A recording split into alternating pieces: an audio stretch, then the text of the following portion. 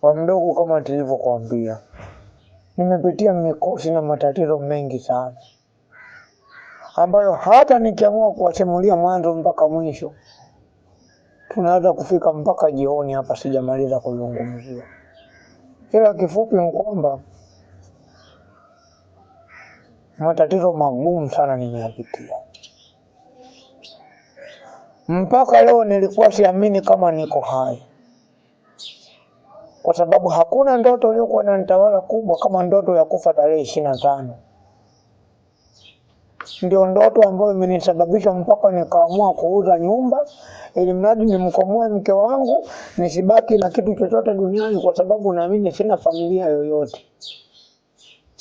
Naomba mnisamehe sana.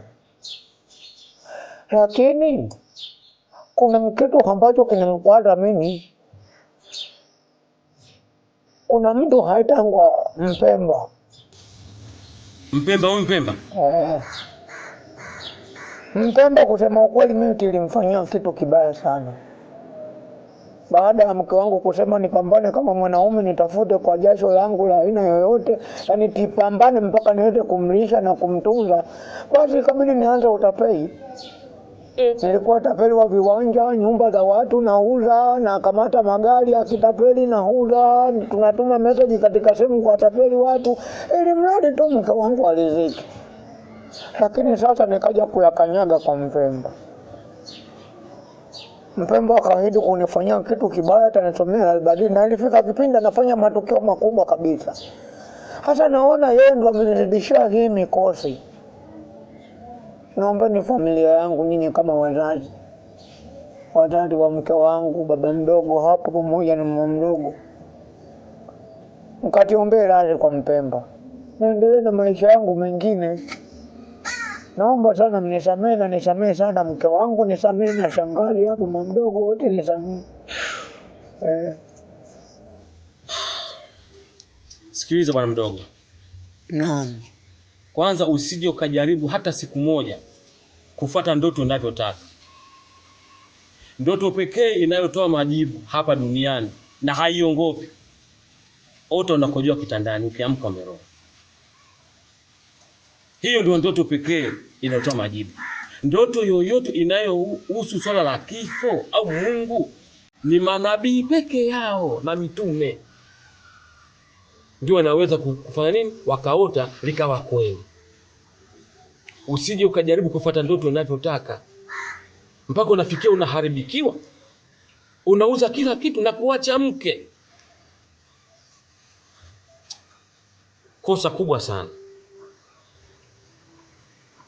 Mke wangu. Huyu bwana ameshakuja, umeshamsikia bwana. Bwana mdogo amekwama.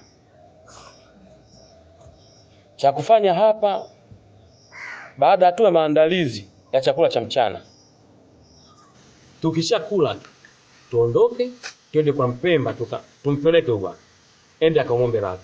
La sivyo huyu uchizi unamuhusu.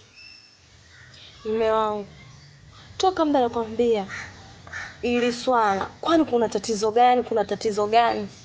Ulinificha, ukutaka kabisa kuniambia ukweli. Hivyo kwa nini mume wangu? Mke wangu, mambo mengine ni siri, na ndio maana nina akili kosa. Tikisema nianze kuyazungumza yote hapa, kila ni mke wangu, sana utanitibulia tu hapa ustaahabu. Naomba radhi mke wangu, nimekukosea, nisamehe kwa yote yamepita. Mimi nimekusamehe, lakini nafasi ya mwisho. Ukiendelea na matatizo yako tunaachana. Nipo lazima hata kulala na mwanamume mwingine. Babangu mdogo ananisikia, mamangu mdogo ananisikia. Nitatafuta hata mwanamume mwingine kunioa. Siwezi kuwa na mwanamume mwenye tabia kama hizo tena. Haya, basi tusubiri muda, tukishakula chakula cha mchana tutaondoka kwenda kwa Mpemba.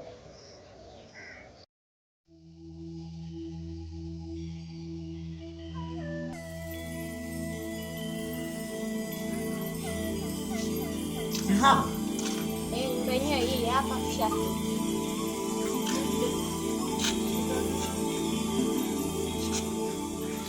Acha matiana ni hapa. Nyumba yenyewe hii hapa tushafika.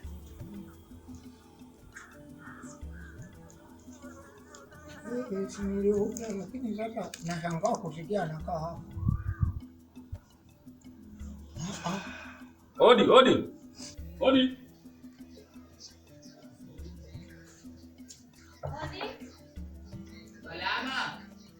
Salama. Kwema. Haya, mvipi? Salamu alaykum. Wa alaykum salam. Kwema. Salamu alaykum. Wa alaykum salam Sheikh. Kwema. Alhamdulillah. Haya, mvipi? Samahani. Tulikuja kule ulipokuwa naishi kule. Ndio. Hatuja kukuta. Makazi yangu mapya ni haya. Kule nishapangisha. Kwa hiyo hapa ndio kwako sasa. Sasa hivi hapa ndo kwangu mimi napokaa Pemba mwenyewe. Samahani. Tuache hayo kwa sababu hajatuleta. Ndio. Bwana, tumekuja hapa. Tumemsindikiza huyu bwana. Kwa sababu kuna mazongezonge mengi sana yaliyomkuta katika maisha yake. Kwa hiyo tunaomba msikilize. Huyu Firauni huyu Jalala huyu. Sema vipi sijui. Yaani huyu kashinda kutoka huko alipotoka mwenyewe mpaka aende nyinyi akawasumbue, mwache shughuli zenu, mbebe, mumsindikize mpaka hapa. Yaani kutembea mwenyewe kashindwa au vipi? Tumemsindikiza aje kuombe radhi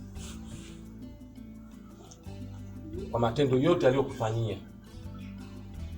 Anachotaka kuombe radhi na wewe umsamehe, ili kuna matatizo mengi anampata. Hisia zake zinampa amerogwa.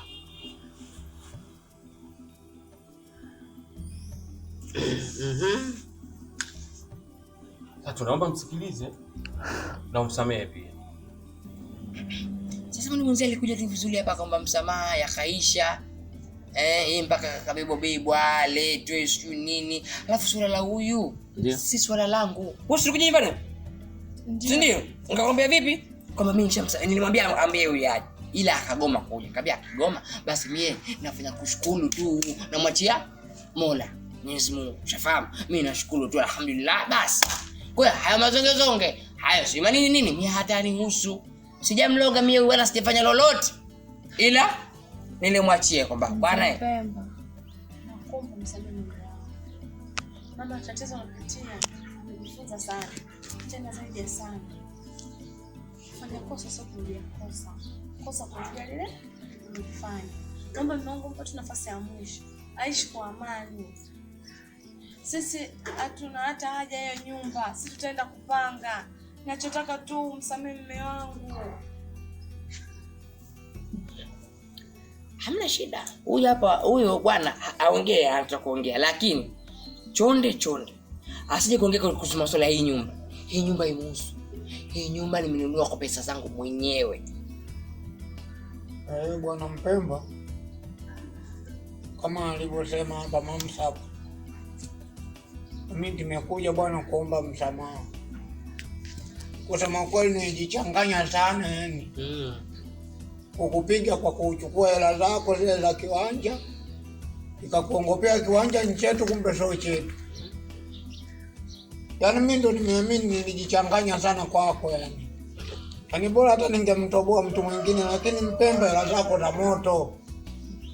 Hela zako aziliki. Kwa sababu mimi nikasema nije hapa. Tuombane msamaha kibingwa basi aishi tu. Kitu kimoja niongee tu ndugu zangu. Mimi bwana si mchawi, si nini. Ushafahamu? Wala sijasema albadili, wala sijafanya chochote. Hizo swala la mchanga, sio nini, zote zilikuwa mbwembwe tu hizo. Ushafahamu? Na huyu kusema kule ile Mpemba ilike hela yangu mimi ilike hela ambayo nimeizamia baharini mara 7 kuvua samaki mpaka kupata ile pesa, alafu mtu aje kuchukua kila slice si vizuri. Nilisema mimi kwa Mola wangu kwamba kama hii hela ni haki yangu, jasho langu mimi nimeiogelea hii baharini mara 7. Basi haki yangu nifanye vipi? Niipate. Nikamwachia. Kwa hiyo amazongozonga inamkuta. Mimi si usikila lolote hapa. Si mchawi wala uchawi si ujui. Basi nakuomba msamehe wangu. Nakuomba. Mimi bwana nimsamehe. Shamsamehe kabisa, yani siku nyingi hata ndo laki alivyokuja yule tukaongea tukamaliza. Kwa hiyo huyu bwana leo hapa cha kufanya akili hapa kwa kila mtu hapa walikuja wote hapa kwamba hatarudia tena utapeli, wizi wala atafanya tena ujinga wake anafanya na apige magoti hapa. Hapo nitakuwa nimemsamehe. Sasa moja ni wapi?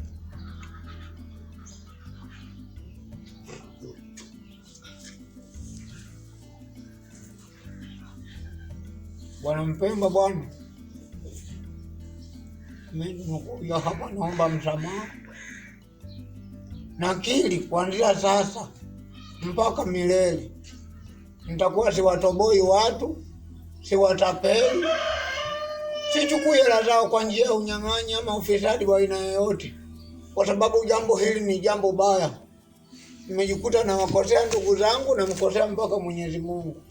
Kwa nakiri kosa nimekosea, naomba nisamehe. Tiko chini miguu yako bwana. Haya bwana, mimi nishakusamehe. Kama kwani umekili au utarudia utafanya vipi vyovyote mambo yatakuwa shida kama awali, nimekusamehe mimi, ya kwangu yameisha. Ushafahamu? Swalama kabisa kwa hima ndugu yangu. Ushaelewa? Ndugu zangu asanteni sana, tushamaliza. Ndani kwangu nikapumzika kwenye nyumba yangu jamani. Sawa? Sasa Mpemba. Huu ni mkono wa kawaida au mkono wa Harmonize na Mzee Diamond? Mimi hamna masuala ya kushindana kifedha na kisasa changu kiuchawi. Hamna. Ile nimempa mkono. Kama atarudia tena. Si nilikwambia Pemba anafanya vipi? Wanakataa? Siku nyingine ndugu zangu.